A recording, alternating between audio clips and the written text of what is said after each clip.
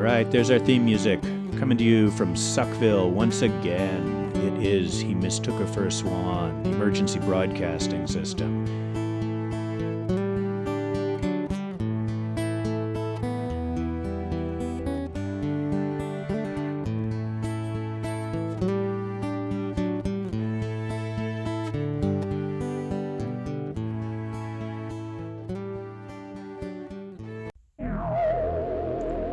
Hey people, it's the He Mistook Her for a Swan emergency broadcasting system reporting to you from the dungeon. It's episode 9. Can you believe it? Episode 9. Today, I'm going to tell you a fairy tale. A grim fairy tale. The two sisters. There's sibling rivalry. There's murder. There's dismemberment. There's ghostly accusations from beyond the grave.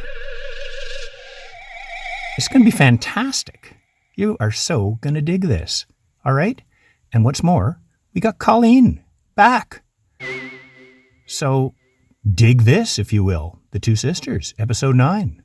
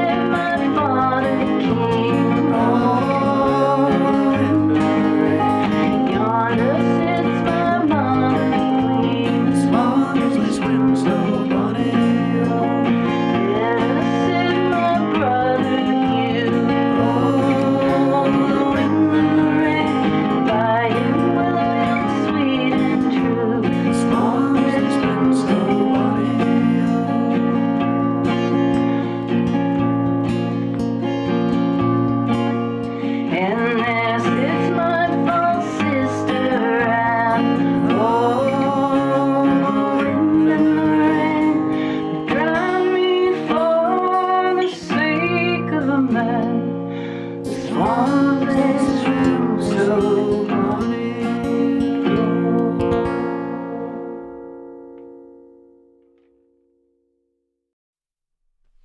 Hey everybody, what'd you think of that? We finally got Colleen involved in a song. I mean, that's kind of what we are. We are a dark folk duo. He mistook her for a swan. That's what we do. That was Two Sisters. Cool song, eh? You know, it's episode 9. It is, it's National Save Your Hearing Day. And ironically, it's also John Bonham's birthday. How can I reconcile these things? I mean, it's kind of too late to save my hearing. I mean, maybe some of you guys have crystal clear hearing. I hope you do. You know, I think I stuck my head in the bins at Dead Boys one too many times. I stuck my head right in there to really get a good sense of what the fuck they were doing. And yeah, I guess what the fuck they were doing was loud. You know, and yeah, and I've been doing that for a lot of years. Oh man, my head was this far away from Tony Torture's cymbals for years. Yeah, I got that little ringy dingy thing. I'm used to it. It's okay. I'll live. But you know, you could, you know, if you're still like of tender years, you might want to try saving your hearing. But John Bonham, he's having none of that. None of that. Yeah. So, yeah. It's also Walt Whitman's birthday. What do you think of that?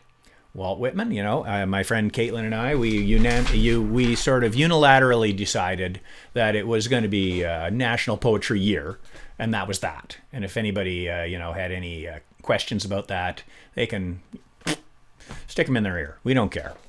So, yeah, Walt Whitman. Go, you should read some Walt Whitman. He's like the Jack Kerouac of the 1860s or whatever. I don't know. Just for example, he said, we don't read and write poetry because it's cute. We read and write poetry because we're members of the human race. The human race is filled with passion. So medicine, law, business, engineering, all noble pursuits necessary to sustain life. But poetry, beauty, romance, love, that's what we actually stay alive for. Walt Whitman. I know. Leaves of Grass, bit of a tome, you know, but the thing is you can just open it up at any page and read something cool. So maybe you should. Phil May from the Pretty Things passed away, I don't know, a little over a week ago. I don't know if you guys know who the Pretty Things were, but a fantastic rock band that never really had a hit, but were super influential. And like they started off, they're contemporaries of the Stones and the Beatles. I think started off, 63 or something? But they just kept going. They're like the Stones. They had like a 50-year run. Or I think maybe they're even still going. I don't know. Anyway, he passed away. They had a bunch of great songs. A friend of mine, Paul Eckness, turned me onto them years ago. And he just said, explained to me, he gave me the lowdown. You know, I'm giving you the lowdown now. That, you know, Pretty Things, billions of great songs. Most people have never, couldn't name you, a Pretty Thing song. But for example, Rosalind.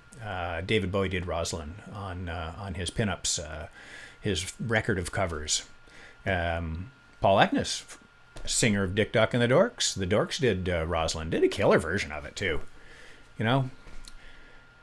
The Dorks. Yes, the Dorks were all basically employees, or mostly, at the legendary Edge Club that was run by Gary Topp and Gary Cormier, and they just decided to put together this gigantic, sprawling band and do like cool songs. And sometimes it worked, sometimes it didn't work. But for my money, it worked a lot. It was always a ball. But speaking to Gary Topp, he's got this. Well, he didn't write it. This other guy, David Collier, write it. But there's a kind of a graphic novel about Gary Topp. He says, the promoter that brought us the world. I've ordered mine. I'm waiting for that little package to show up at the front door. But yeah, you should definitely check that out. my friend Chris Houston, of course, magically gets stuff before everybody else because he's just plugged into everything, which is cool. So he's already got his copy. I mean, he's like way up here in the stratosphere, and I got to wait for mine to show up at the door.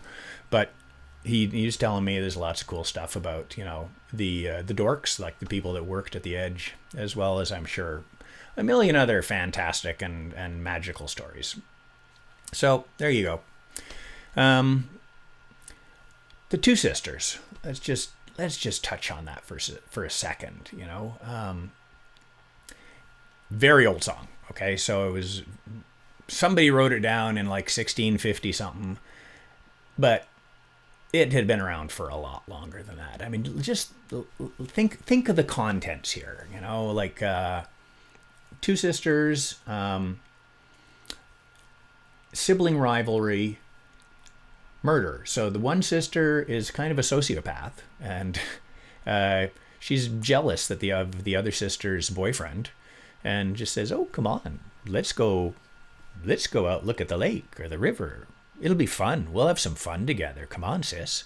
So la-di-da, they go off and shoves her in the water, and so the sister with the boyfriend is, you know, like, help me, give me your hand. And the sociopath sister's going, nah, I'll get your land anyway. So it's not about the land, it's about the boyfriend. And yeah, so the sister, you know, sinks and swims and floats downstream and ends up in a mill. There are literally hundreds of versions of this song. Hundreds in every... I think there's like 125 different versions just in Swedish. Swedish, for God's sakes. It's in Polish. It's in Slovenian. It's in America. This is like one of the most popular songs. Of all, you know, of pre-recorded time, you know, before electronic recording. This was a huge song. Everybody would sit around, you know, the campfire at night and, you know, tell this scary story. You know, the girl, she ends up down in the miller's den, and, you know, the miller's daughter comes out. Why is the miller daughter dressed in red? It means something. I don't know what. And then, you know, sometimes in different versions, she's not dead and they revive her and then she goes back and gets her revenge. But usually she's dead, you know, and then the harper comes along, the guy who makes harps and plays harps, magical guy. He basically takes all the parts of her body and makes a magic harp. And as soon as he puts it finally together, it just starts talking by itself. It's magic, right? So this harp, as you can imagine, has a few things to say, like, my fucking sister, what the hell? You shoved me in the water. What's up with that? So, so they take the magic harp back to Dad's place, of all things, you know, and they put it down, and as you might expect, it's got a few accusations to make, you know. And it does make a few accusations, I'm telling you. So one thing that you might notice is that when the miller's daughter sees the dead lady floating down the stream, she compares her to a swan. She mistook her for a swan. And the Swan Maidens has a very, very interesting and ancient legacy in Celtic myth. You know, that basically the Swan Maidens were girls who were turned into swans. They were the children of gods, and they were turned into swans, a little bit against their will.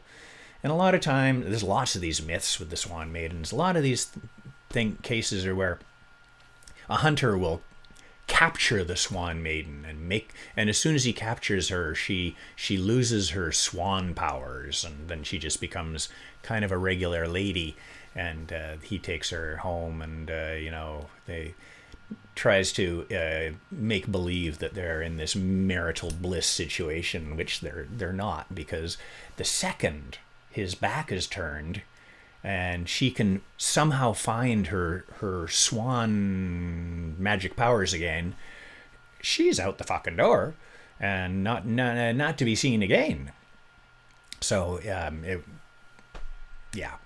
a lot of that Swan Maiden stuff. So it could be a bit of that, and the singing harp. That lots of mythology around that too. So basically, just imagine that you are in like frickin' Monty Python Dark Ages. You get dirt all over yourself. Everybody's got dirt all over them. Who bathes, you know? That's for sissies. Bathing's for sissies. And you're sitting around the campfire and somebody puts flashlight under their neck. Oh, they didn't have flashlights then. It'd be bad. Like, you couldn't put like an ember there. That would really hurt. But anyway, they're telling you it's a scary story, and people love telling themselves scary stories. And that was one of them. So I'm going to leave you with that. I hope everybody's doing good. Everybody's keeping out of trouble. As I mentioned, Caitlin and I have decided that it is poetry year, so I want everybody to go read some good poetry. I know my friend Chris has got buckets of it. He offered to lend me, so I may take him up on that. You know, I got quite a bit. But you can never have too much. Can you have too much? No, you can't have too much. It's what we live for. That's what Walt Whitman said. Whitman, not Widman. And he was right. He was right. Okay? So stay out of trouble. It's getting nicer out. It feels like things are lightening up. I don't know. Maybe we won't have to do the emergency broadcast forever. But, you know, people are saying that we're opening this and that, and do you trust them? I don't know. I don't know if I trust them. But it relies on other people acting rationally. And you really can't rely on that. So anyway, fingers crossed. Hopefully things will get better, and you know, and the weather gets nicer. Maybe Colleen and I will be able to do some more songs together rather than in split screen, you know, hundreds of miles apart. So anyway, everybody take care, and hope you're all doing good. And yep, don't take your ankle bracelets off. The cops don't like that. And we'll see you next week. All right, everybody have a good one. Take care.